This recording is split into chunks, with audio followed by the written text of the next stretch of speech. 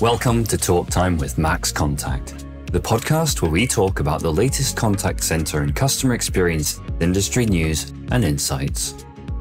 Join us as we welcome industry experts, discuss actionable strategies you can apply to your business, and help professionals like you on your path to long-term career progression and success. I'm your host, Sean McIver. Hello and welcome to another episode of Talk Time. I'm your host, Sean McIver. I'm delighted to be joined today by Danny Wareham. Danny is the founder and Culture and Engagement Director, Culture and Transformation, of Firgun. That was founded in April of 2021. And Firgun operates on the principle of happy bees make tasty honey. They believe that if you have the right people in the right environment and they're equipped adequately, they can provide exceptional services. Positive working structure is therefore key to producing the required results. Danny, I could introduce you more in full, but I think it's only fair, seeing as you're here, for you to introduce yourself. Thank you, Sean. And I must say I'm very impressed with your Hebrew, being able to say Firgun correctly. I think you've done a really good job of introducing there. Thank you. So you've worked with a number of large companies previously. You were with Vodafone. You were the communication and employee engagement manager there. And you've worked in a number of roles actually over at Vodafone. And so I'm going to start off with the obvious question. I had to look it up. Why Firgun? What does that give everybody the definition of that? So I collect words. In my personal life, I collect words, particularly those that don't have direct English translations.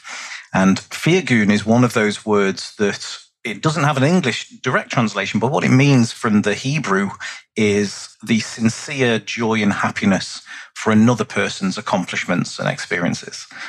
And it's that warm, fuzzy feeling that everybody gets when they see something nice happen to somebody else. And my belief is that I personally I'm very grateful for this oxytocin feel that you get from this particular word. But I believe that the world would be a much richer place if that was embraced far more openly. It's the opposite in Schadenfreude, which we British are very good at. We must like watching skateboarders trip over and hurt themselves. I think it says more about our culture. But yeah, Firgun is the opposite, seeing joy in people's accomplishments. I like that. And it's something that resonates with me quite a lot as well. I'm a huge fan of celebrating the successes of others. I think that that's a hugely important thing.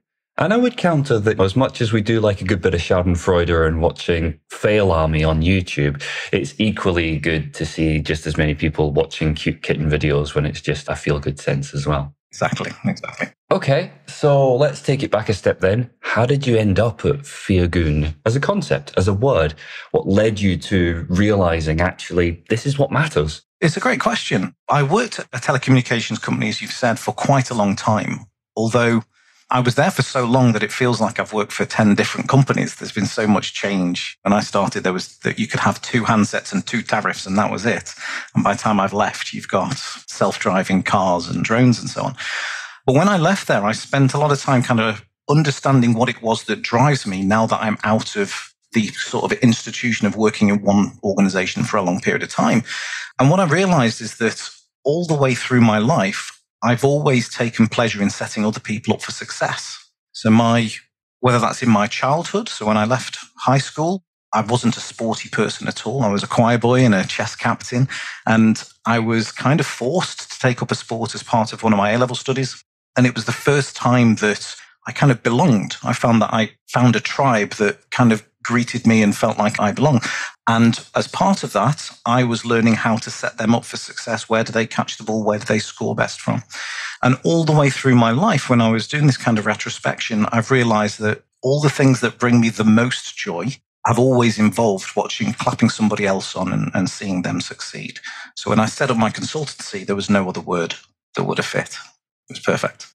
So with that in mind then, is that joy in seeing others succeed, that's the cornerstone of the word Firgun, and also presumably the cornerstone of what you're trying to achieve as a business. Is that correct? It is. And also personally, it's not just a logo type and a strap line and some kind of brand. In my personal life, if I'm organizing a dinner party, I'm not actually the one that's doing the hosting. What I'm doing is letting you enjoy yourself. I'm letting you try new foods that you might not have tried before in a safe environment. I'm trying to enjoy your new experiences. So when it's part of your DNA, it's a far more authentic journey when you also do it in your business life too. Understood. So presumably through that lens, then the employee culture, the business objectives, and so on and so forth. How do we go about assessing, first and foremost, whether there is that sense of this Firgun, this happiness in others' achievements? How do you go about initially understanding where you are on that scale of whatever to gleeful Firgun, shall we say? So first of all, it's important to understand that Firgun is something that you feel as somebody that's observing. When it comes to the work that I do with my clients, it's far more about understanding what approaches and behaviors do you require to be successful. And in order to understand that, you first have to understand and identify, what does success look like? What is your vision? What is your purpose? Where are you going? And if you don't have that as an organization, if you don't know why you exist, then you can't then align the behaviors, approaches, and standards within your organization. And what you tend to find in those examples is lots of stuff being done because it's perceived to be fun or novelty, or rather than it being purposeful, strategic, and intentional. To come back to your point, what I do is I help organizations understand that the activities and the approaches they take need to be aligned to their organizational strategy. And then I look through their organization to see where those are currently happening. And if they're not, how do we modify and nudge those behaviors, approaches, structures, organizational controls, etc., in the right direction? Okay. I'd like to dig into that a little bit more as we start talking through our conversation and exactly how you go about identifying those areas, particularly as an outsider coming into a business. But I think first and foremost, let's just cycle back a little and talk about what employee engagement is and what that means to you and how that can be used to align to business objectives, or why it's so important that that aligns to business objectives. I realize that's quite a broad number of things I've given there, but you get where I'm going. I do. And actually, it's not too unusual, Sean, because the idea of culture and the idea of employee engagement sometimes feels a bit kind of abstract, and it feels like it's everywhere in the business, but nowhere in the business. My view of employee engagement is that the purpose is not to create a great place to work. It's to create a place of work where great work is done. And it's a subtle difference in the wording, but what it means to me is that culture is almost like the wind on your sails or the current in the water that helps blow your organization towards their strategic goals. So culture and strategy are intrinsically linked. The challenge that a lot of organizations have, and a lot of people that hear things like employee engagement or culture, is they immediately think of fun things to do. So you hear about such and such an organization has got a slide in their office, or such and such an organization gives them half a day for well-being, etc. Those are all fantastic, what we call artifacts, activities that go on. My question is, do they help? Do those individual activities, those individual approaches, those individual changes help you deliver your objectives? If they don't, why are we doing it? It's just a fun thing to have. And after that fun thing has gone, after the incentive is finished, after the pay rise has gone through, after the beanbag furniture has been in for a few weeks, what next? How do you make it sustainable? How do you make sure that it's got a purpose behind it? So culture is the other side to the strategic coin. It helps you deliver your strategy. That's what culture is for me. Okay. This is maybe a bit left field, but can you illustrate that perhaps with an example? Would that be okay? Because I think where I'm struggling is to see that connection. I think it'd be handy if you've got an example off the top of your head. Yeah, of course. So I use this. I'll give you two quick examples. One to show you how a mismatched culture can feel, and then I'll give you a contemporary example of it happening real time. So traditionally, people may look at employee engagement and think of imagine a workplace where there's a buzz and an energy and an enthusiasm, and it's lively and vibrant. And every Friday we have a dress down day and we all go to the pub at 2:00. And on a Wednesday, the top performers get to go into a wind machine and grab gift vouchers based on their performance. And isn't that fantastic? And you want to work there. Congratulations, you're the worst funeral directors ever. Your purpose of culture is to deliver your strategy. The culture that you have in the armed forces would not fit into somewhere that requires innovation. You can't have the soldiers trying new things and failing fast. It's a different environment and a different set of behaviors that are required. That doesn't mean that culture is bad. It just means if you put Apple's culture into the armed forces or the armed forces into Apple, you get a completely different feel of how we get things done around here. And that in a nutshell is the phrase for culture. If I give you a real example of the difference that culture makes, there have been some disputes going on with trade unions, etc., with the railways at the moment. And if you look at an organization like Avanti West Coast, who took over from Virgin, they have the same people on the same terms and conditions, in the same trains, the same stations, the same employee handbook. Everything is the same on paper. And yet the customer experience from traveling with Virgin trains versus traveling with Avanti is very different, even though all of the written rules, all of the policies and processes, all of the people are the same. And that is driven by two things. First is, why do we exist? So what's our strategy, our vision, our purpose? And Virgin's was very much about, we know that people don't get on a train for the sake of getting on a train. They're going somewhere to meet friends, to go on holiday, to go to a business meeting. So our vision and purpose is going to be the holiday before your holiday. We're going to make your journey as seamless as possible. We're going to share information readily about delays and disruptions. And the culture that creates off the back of that vision, values, purpose, etc., means that the way the organization makes decisions, the way things get done around here, feels like Virgin. Avanti West Coast strategy is very different. So theirs is far more about how do you deliver return on investment to the investors, to shareholders, etc. And in that model, everything becomes a resource. Everything becomes a line on a P&L. There's nothing wrong with that. There's nothing wrong with making money as a business. But the values and the behaviors, etc., and the way we get things done around here at Avanti, even though it's exactly the same job, doing exactly the same thing on the same trains with the same people, is completely different fallout and experience to the customer. And this is what I work with clients is, it's not whether, I'm not here to challenge whether your direction is right or wrong. I'm not here to stop you from making money and become more Virgin. But if you're serious about this, how do you get the behaviors aligned so that the cultural wind blows against those sales and helps you achieve success, rather than you've made these changes, you've changed your strategic direction, your employees are not engaged, and that's where the employee engagement is.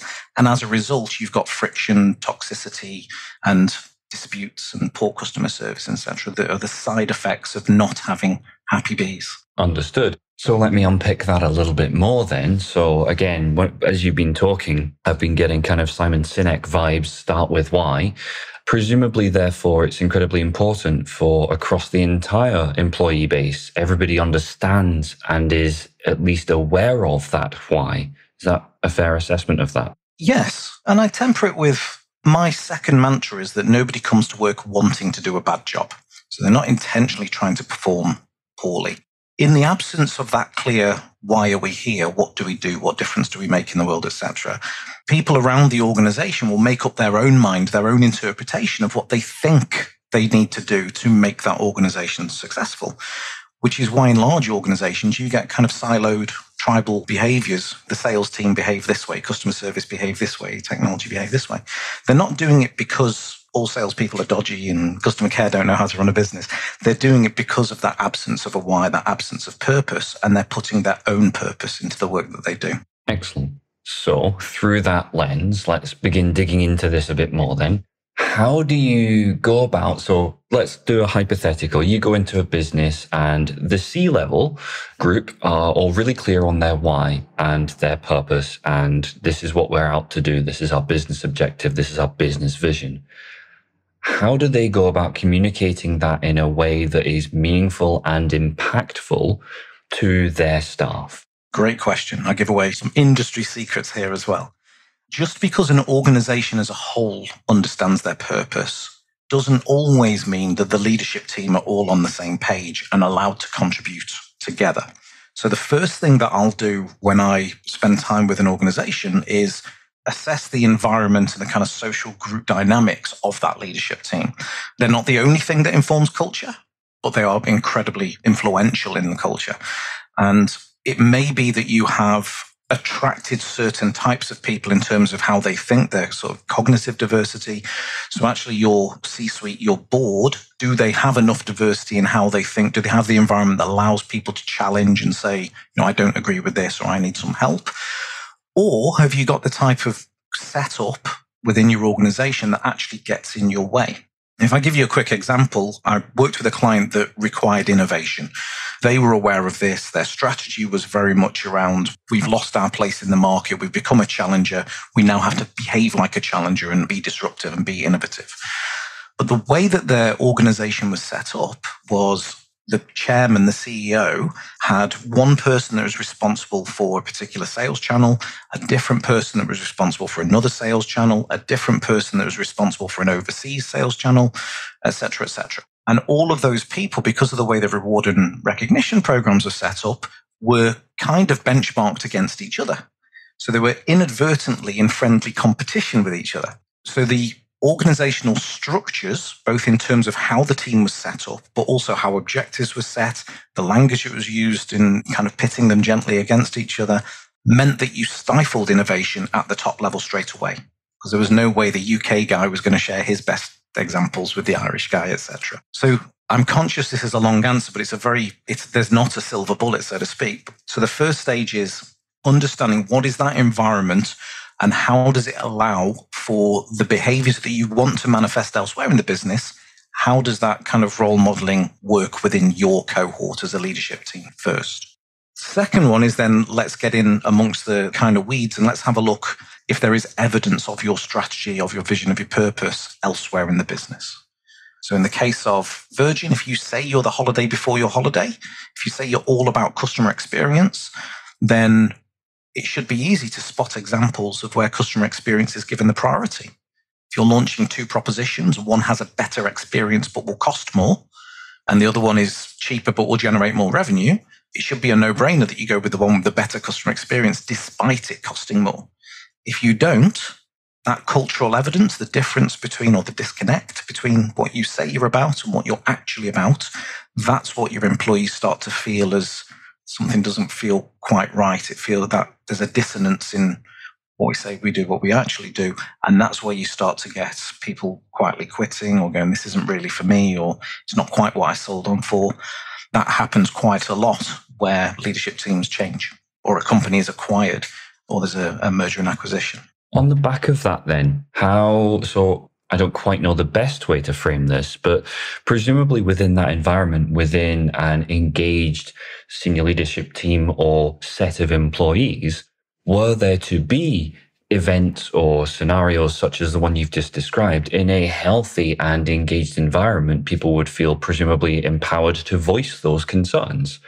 I'm guessing that on the other side of the same coin, if there's a fear of speaking up or if there's a culture of you do as you're told, that's massively damaging to any kind of cultural shift that you're trying to achieve. It does depend on what the culture is you're trying to achieve. I know this sounds like a controversial statement before I say it, but I don't believe that there are good cultures or bad cultures. Culture is a tool that helps you achieve your strategic aims. So in that sense, the tool either works and it matches what you're trying to do, or it doesn't. It mismatches what you're trying to do. In the example I just gave where the organization has inadvertently created a hierarchical culture, that would be perfectly fine in the armed forces. The benefits of that culture are clear line of sight in terms of responsibilities and accountabilities. You drive specialization, so you're not going to do much of it and do it really, really well. There is a high level of trust. I'm going to do my job and I just trust that everybody else does it. So I get very low kind of political infighting, etc. So that's a really, really great culture for anywhere that needs crisis control, crisis management. The challenge is that when you have that type of culture in an environment that doesn't require crisis management, then you get a mismatch. So it's not terms of good or bad. It's first is, what are we trying to achieve? Why do you exist? Right, now let's go and how can we create the environment that's going to maximize the opportunity to deliver that? I work with clients to help them understand that it's not good culture is not the funeral directors. Culture is the tool. Does the tool do what you want? Okay, understood. So let me expand on a thought I had as you were saying that then. And I'm going to, here's another one for your word list, zeitgeist. Mm-hmm. There is something of a cultural zeitgeist at the moment certainly within the industry in which I operate, which is around employee engagement, customer experience, and what some would rightly or wrongly call the fluffier side of the business. I get a sense that that's been driven by the events over the last 3 years since the COVID-19 pandemic hit and we moved to a hybrid model office and many more people working remotely. Is that something that, do you feel that's a fair assessment? What would you say to that in response? It's a really interesting point, and I've given this some reflection in the past because I think there's probably 3 parts to this. The first part is one of the things that COVID has done in terms of empowering employees is it's helped people to realize that the old ways of working that were often we were just told that's not possible. COVID has now forced us to say, oh, actually, it is possible. If we wanted to let you work remotely or wanted to let you work hybridly, then some organizations could have done that. So that's kind of pulled back the veil of trust almost for employees to say, hang on a second, you told me that this wasn't possible. And then as soon as it's a necessity on your part, it is possible. What else is possible? So that has reduced, I feel, potentially some of the trust between the employee kind of psychological contract. The second part is employers have not always been the quickest to respond to change in the macro environment. It doesn't matter what the situation is, but there's almost a revert to type mentality that happens after any major change.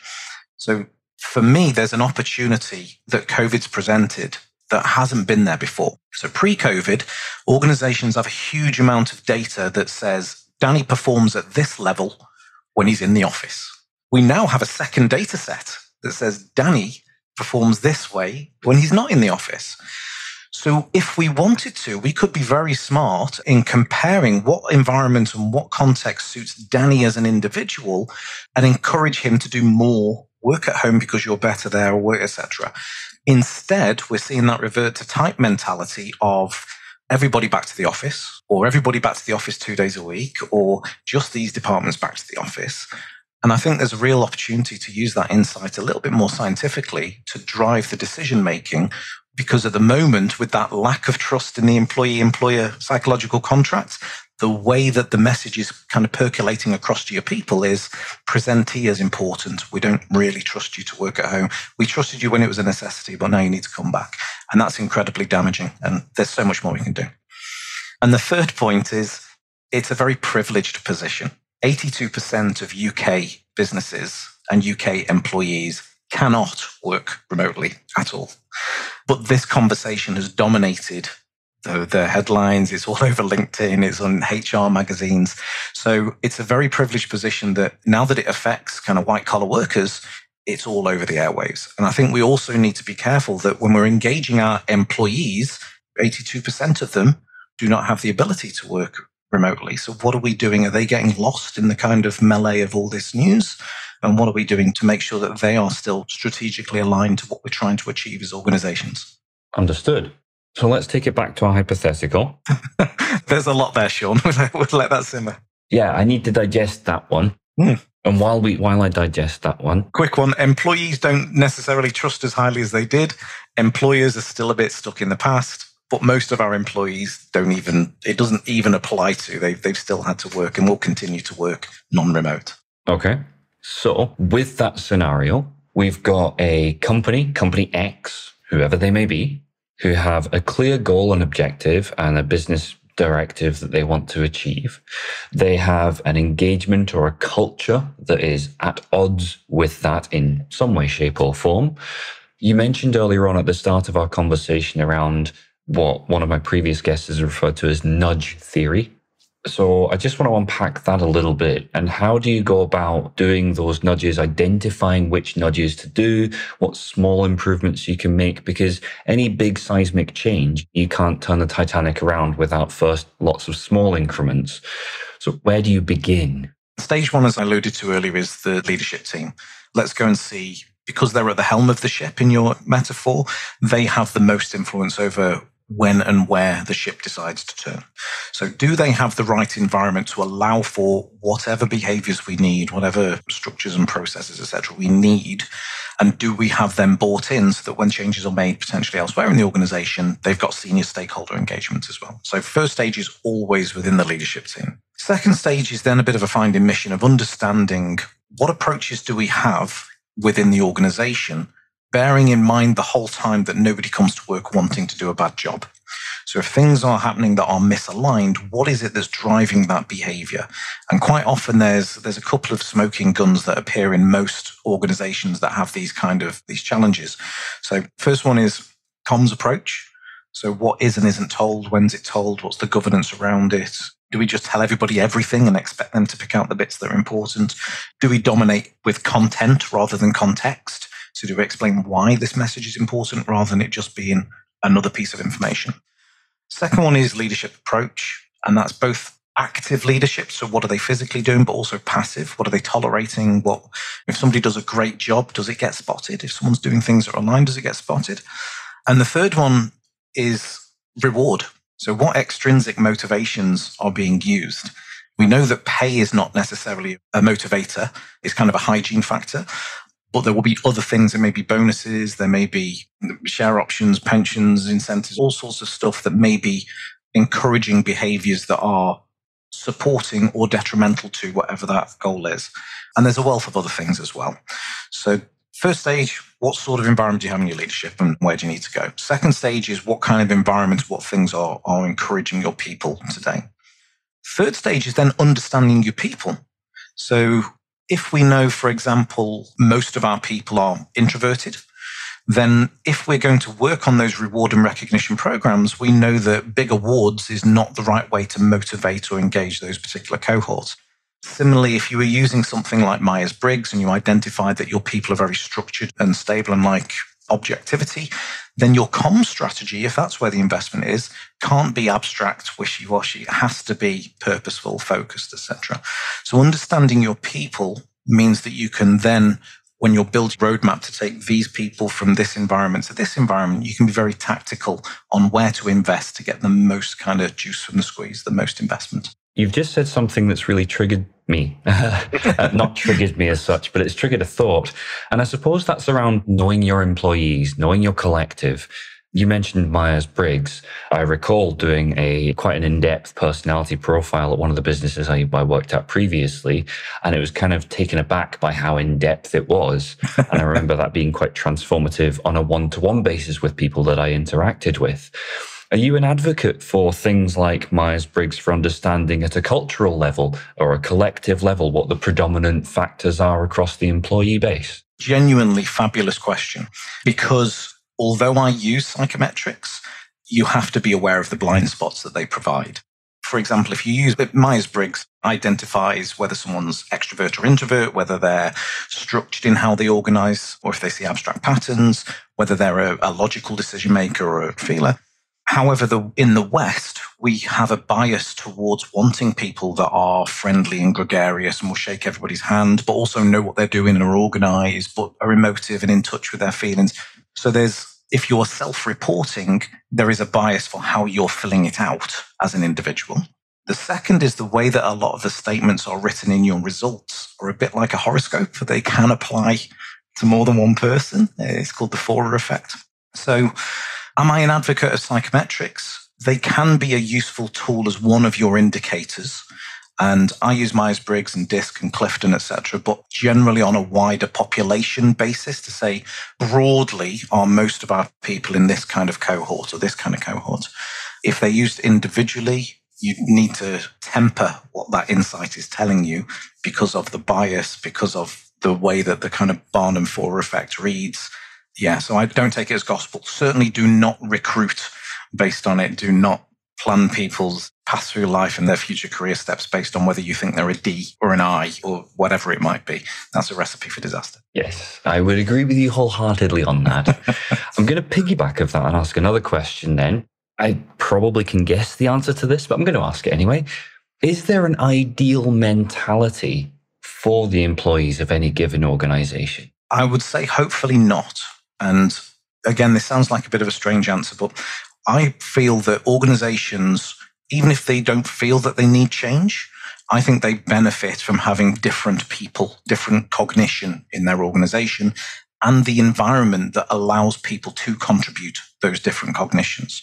And that's the essence of inclusivity. So inclusivity results in diversity. So if you have the right environment and people are allowed to contribute without fear of ridicule or reprimand, that's how you create inclusion. And inclusion, the output is diversity. One of the challenges that I see today is that people often start with diversity. How do we recruit people that look, love, and worship different to us? But if you haven't created the environment, then you just end up with a kind of, those people contribute to this kind of boys club that's always been there and don't realize what culture they've got and are impervious to the change because the culture kind of supports them. Is there a specific mentality? If I were to say yes, then that would imply that that's almost a culture fit. I think there are a lot of organizations that use culture fit today as a way of justifying easy recruitment processes. You just fit straight in. I have to be mad to work here, but it helps. I feel it's a gnat's whisker away from discrimination of, if you're only recruiting this type of person, then it's a little close to discrimination for me. So to answer your question, I don't believe so, but you have to work on the environment to allow everybody to contribute their unique gifts. Yeah, again, to kind of piggyback on that somewhat, I've seen people cautioned, C-level people cautioned, particularly at the CEO level, about having a leadership team that are too similar to themselves, and they lack that diversity, which then means that they have too many blind spots, which I think is an important point as well. If I can just piggyback. So I saw a client pitch last week and met their C-suite, who were all 30 to 40-year-old white men, all of them. However, there was a huge amount of cognitive diversity within the room. So you had a mixture of people that were risk-averse versus goal-orientated, that were intuitors versus sensors, to use the Myers-Briggs. And we have to be careful. Representation absolutely matters. People need to be able to see their heroes and people themselves in positions of authority. I'm not diminishing that at all. But if you don't have the environment to create inclusion, you will never get that. And you'll be focused on, does the wrapper look different? And to use it a different way, if you look at the cabinet have been held up as one of the most diverse in history. Yet, and this isn't about the politics of what's going on at the moment, but if you look at the talent attraction process that the Conservatives have, they recruit from a particular talent pool that have got very similar backgrounds. Once they're in the organization, the reward and recognition programs are set up to amplify certain behaviors and approaches. When you get to ministerial positions, you are rewarded further for taking on additional roles and whips and parliamentary private secretaries and so on. So when you get to the cabinet, you may have people that look different or a different gender, or etc. When there are complex issues that need solving in the world, you've created groupthink, where everybody toes the line. There's no challenge to authority. There's nobody that can say, actually, that's a bad idea. So it's not the Tories are trying to crush the poor. It's that they don't have the cognitive diversity to enable them to deal with complex ideation that's needed today. And the irony is, if the Greens were in power, it would be exactly the same challenge. So how do you create the hive? How do you create the environment that allows everybody to contribute safely rather than recruiting to type because it's more comfortable for us? Yes, that does land, shall we say. I get where you're coming from with that. Also, sidebar, kudos on the B pun with the word hive. I like that. That was good. I like that. Yeah. So I'm conscious of time. Unfortunately, we're almost out of time. So I'm going to close off with a double-barreled question. So over the years, you've been kind of coaching, building the structure of many businesses. First and foremost, can you tell me I'm going to challenge you. Can you tell me something that really shocked you that you discovered over the years? And ... what does that mean for Firgun's future, and how are you going to tackle that? So I have to dig into some grey head memories, I think. So there's a few things that have shocked me over the years, but they tend to be of a similar vein, that they're all linked to limiting beliefs. So everybody sees the world differently based on their path through life. And the more time that you spend with people who have experienced life different to you, the more alien some of the viewpoints can be. And we see this in some of the binary arguments in politics, etc. today. But actually, we've got far more in common than a few limiting beliefs. But one of the things that shocked me, I was having a conversation with a group of HR people about recruitment and some of the challenges around recruitment today. And there's apparently a talent shortage, and there certainly are skill shortages in some areas. And a phrase came up multiple times across the group about, do you think that young people, as in millennials, etc., expect different treatment? So do they expect to be, there's one example that young people don't read contracts, whereas older groups do. And that shocked me a bit, and I did call it out in the session, because youth age is a protected characteristic. So would we feel as comfortable having that same conversation with, do people from an ethnic minority background expect to be treated differently? And the second part of that was, do we as a group of HR professionals, as leadership teams, as people who are influencing policy within our organizations, do we need to challenge our limiting beliefs? Because there, as with any of these limiting beliefs, there is a little bit of truth in there. Different people do want different expectations. However, not everybody does. I'm old. I don't read contracts. So how do we make sure that we don't fall in full foul of ourselves in stereotyping others, and more importantly, stereotyping others that then leads to policy decisions being made on the back of it? So that was quite shocking, just because it made me realize there's much more work to be done around inclusivity if you still have these beliefs that certain people are expected to behave or work in a certain way. Absolutely. Yeah, I really like that example, actually. And that ties into everything that we've spoken about across the course of the last kind of 30 minutes in terms of the work that Firgun does. So, yeah. The largest challenge that I have on the back of that is the limiting belief that employee engagement means employee fun.